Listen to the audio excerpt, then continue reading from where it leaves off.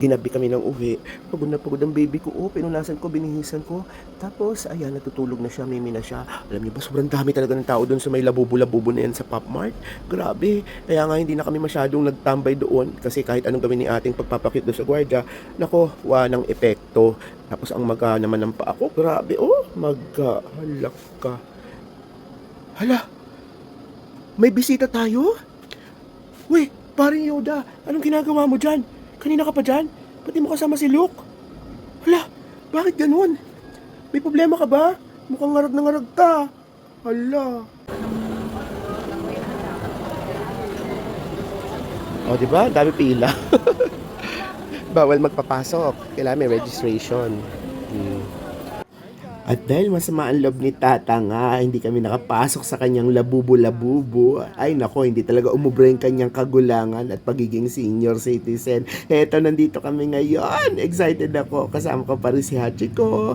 Ay nako, nasa Disney kami. At wag kayo, it's so nice here. Hindi ko nga alam ba't dito pinupuntahan ng mga tao. Pero ang dami-daming merch. Ang dami-daming yung makikita. Ang dami-daming yung mabibili. Mga apo, naku po, Diyos ko, dahil puntahan nyo ito. Alam nyo kung pricey ang labubo, at least eto, kahit pricey ito, sigurado naman kayong Disney talaga ito. It's a Disney shop. May mga tao din kaya lang medyo pili, alam nyo na, kasi 'di ba medyo hindi rin uncommon yung mga price tags nila. Pero guys, it's worth it kahit bisitahin nyo lang, may mabili lang kayo na kahit yung mga maliliit na bagay lang. Sobrang worth it na. Kasi tignan nyo, original talaga sila. Ay, ang gusto ko yan, no guys, so si C3PO tsaka si R2 dito. Alam, baka hindi, siya, yung size niya, baka magkaiba, baka magkasing size lang sila, kaya hindi ko na binili. Pero nakakaasar, Lego siya, nakakaasar, gustong gusto ko din talaga. Ang dami-daming mga stuff toy, guys. Ayan, pinapakita ko dyan kung yung mga nakatayo na parang mga figures. Kaya lang, iba nakatalikod, yung iba nakaharap. Nakakaasar sila para silang tanga mag-display. Kaya, ewan ko ba, iniwan ko na lang. Kasi di rin kasi yung cart ni Hachiko. May Funko Pop din, guys. Ayan, ako, Diyos ko, day. May kakaibang amoy na na-feel si Tata dun sa kanyang doggy-doggy. Napabalik-was at napahugas ng kamay. Yan, inaayos-ayos niya yan dyan. Buti na lang malapit ang CR, guys. Ito, adjacent lang talaga sa CR itong place na to sa MOA. Sa MOA nga pala to, guys, ha. I was dubbing this ngayon kasi ang daming musical dyan. Baka makopyright tayo. Kaya dinadub ko na lang ang experience. Well, daman-daman nyo naman sa aking excitement. Kahit pagod na ako nagdadub ngayon, talagang bonggang-bongga talaga yung mga nakita kong merchandise dyan. Nako, talagang, tawag nito, highly recommended ko na bisitahin nyo kahit papano. Kahit na, halimbawa, pag-ipunan nyo. Kasi, it's there. Hindi kagaya nung Pop Mart na mawawala na daw yun after 3 months. At saka napakahigpit. Dahil nga, na-hype na siya ngayon. Ay, nakita, may gusto ko dyan. Yung yung lightsaver. Diyos ko, dahay, 18 ata yun. 18K. Ayan, nabili ko yan, guys. Nakabili ako ng isang merchandise. Bonggang-bongga. Ay, naku, hulaan nyo kung sino yan.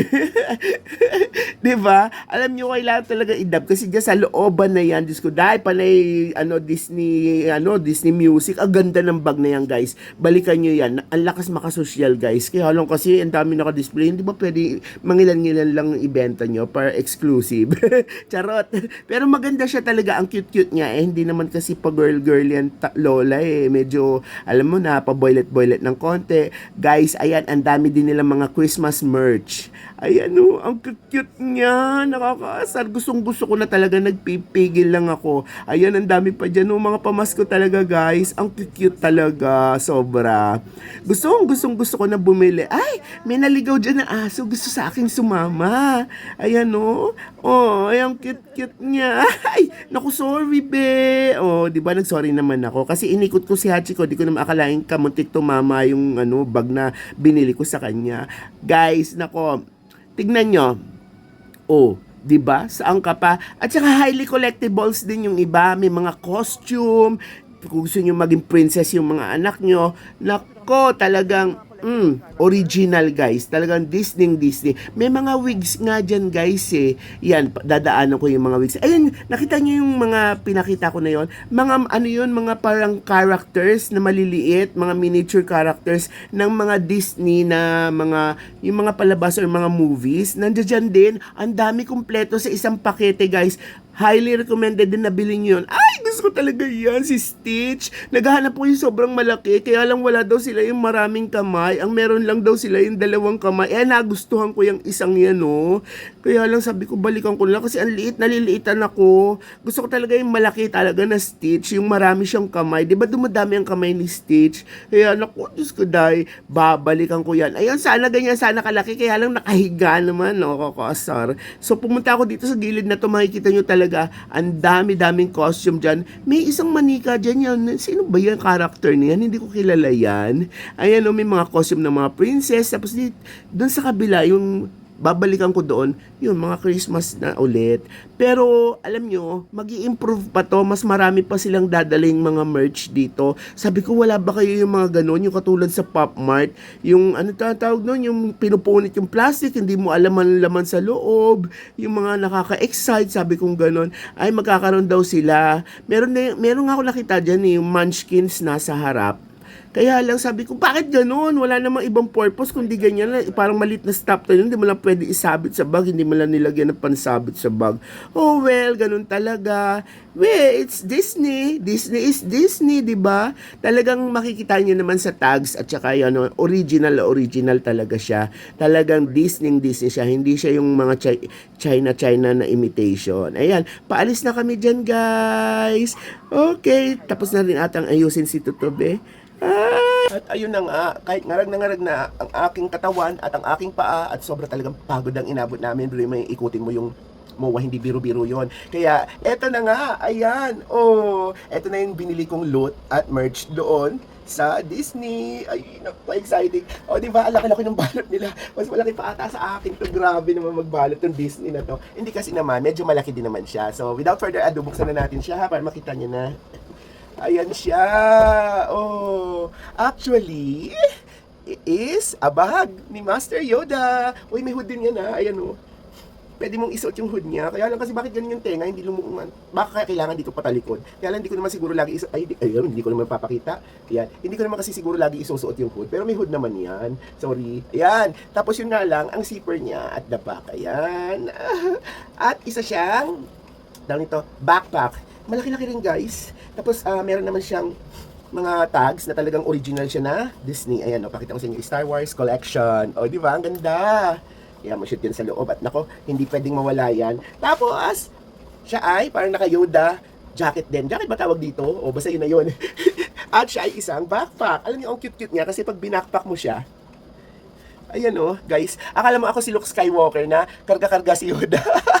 Actually, hindi ko na dapat ito makikita Kasi yung isang babaeng namimili doon, ganyan-ganyan niya. Sabi ko, nasaan yan? Sabi ko gano'n. Tapos nung hindi, nag-search lang ako kung nasaan yun. Tapos tinuro sa akin ng last item si Yoda. Don't worry, meron pa doong mga, ano ba tawag doon? Nakalimutan ko na. Sandali Ayun, naalala ko na, meron pa doon natitirang 2 Ewok. Actually, gusto ko na rin kunin sana yung isa. Kaya lang sabi ko, talagang ang sikat kasi ngayon sa ating mga Gen Z, di ba? Ang sikat sa atin si Baby Yoda. Kaya sabi ko, si Yoda, Master Yoda na lang ang bibilin ko. Di ba, ang cute-cute niya, parang nakaano siya sa akin, parang naka-ankla siya sa akin sa likod. Tapos parang ba tinutulungan ko siya kasi hinang-hina na siya.